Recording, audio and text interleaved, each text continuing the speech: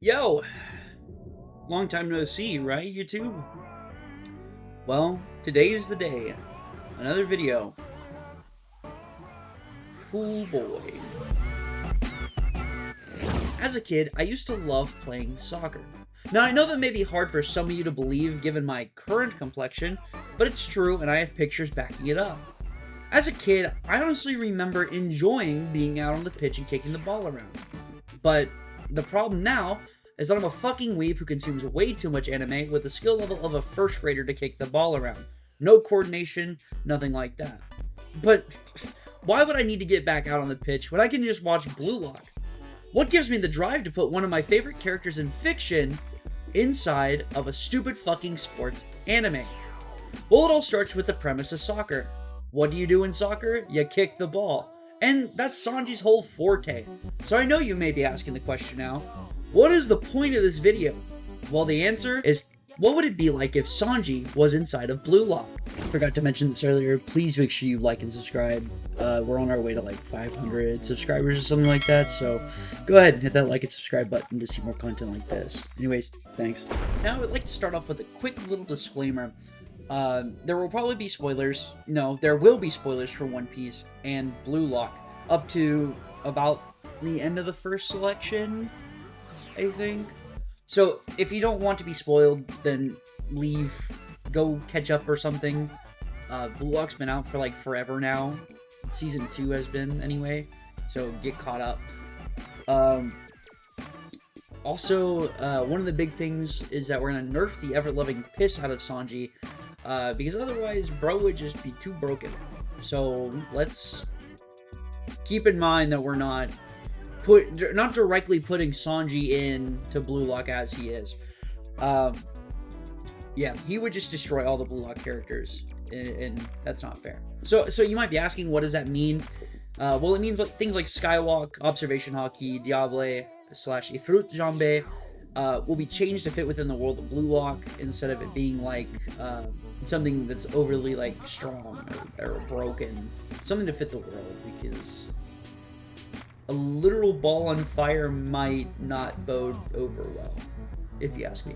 Gonna take a quick break from the video real quick to mention our partner, Dubby. As you guys know, Dubby has been here since the early times of my channel. Ever since I was a gaming channel, Dubby's been there. With life kind of getting in the way of doing YouTube, it's been there every single step. Through work, through musicals, through school, it's been there. I've needed energy quite a bit, and it's better than me going out and paying $3 to $6 for a bang or a monster, and on top of that, it's way better for me. Now, if you go to w.gg and use my code SovereignSky95, you get 10% off your next order. It helps me out, and you'll be helping yourself out. So, yeah, they've got tons and tons of flavors for you to pick from. So, yeah, go ahead and go do that, and go with W. Be better. For those of you who have been living under a rock and do not know what Blue Lock is an anime and manga about becoming the world's best striker and winning a World Cup. Now, for Blue Lock itself, it's the training ground for high school soccer players to build their ego and for them to become the world's best striker. Its motto is ego over everything. In Chapter 1 of Blue Lock, Jinpachi Ego states, "What Japanese soccer lacks is ego." This statement found in Volume 1 of Blue Lock gives us an idea into the mindset of Jinpachi Ego. Earlier in the volume, Ego mentions other players from the world and their take on teamwork versus their own accolades. Instead of assisting my teammate to win by 1-0, it feels better to pull off a hat trick and lose 3-4. Noel Noah. I don't care about my team. I just want to stand out. Eric Cantona. The world's best forward, midfielder, defense, goalkeeper. Whichever you ask about, the answer is still me. Pele. Now, truth be told, you might recognize some of those names, and the truth is that those quotes are not real quotes from them. I just need to point that out before you go looking and be like, they never said that. It's used in the manga and in the anime, so go fucking look, loser. Go look. Go look. So, you might be asking the next question, where does Sanji fit into all of this? Well, just give me a goddamn second. everyone here should know who Sanji is. And if you don't, go watch One Piece or a YouTube video. Shit, bro, I don't know. But the overly simplified version, for those of you who chose to stay, is Sanji, also known as Vinsmoke Sanji, is the Straw Hat's cook, and one of the wings of the Pirate King. Now, with a nickname like that, you may think he's super strong. And the answer to that is sorta, kind of. At times, Sanji is known to compete for the third strongest on the crew. And at others, bro is just so cringe sometimes when he... what's the word? He has an inability to control himself around pretty women. Now, how does Sanji fit into Blue Lock? Well, Sanji fits into Blue Lock because he kicks. Yep, that's the whole reason. Don't fucking look at me like that. Fuck you! I do what I want, bitch! Physically, Sanji could keep up with the rest of the cast of Blue Lock, but his main issue kind of starts with learning the basic skills and principles of soccer. Because, duh, soccer doesn't exist in the One Piece world, you stupid fuck. Now, look, Sanji would need to learn the skills, and more than less likely he would learn them really fast. Because, being honest, soccer rules are not really that hard. He would learn that shit lickety-split. But the question now lies in, what would we do with his abilities inside of Blue Lock? Let's be really honest. Sanji at his strongest wouldn't even be a fair fight. People would be dead because of how hard he kicked the ball. So we're gonna dial that shit back like a lot.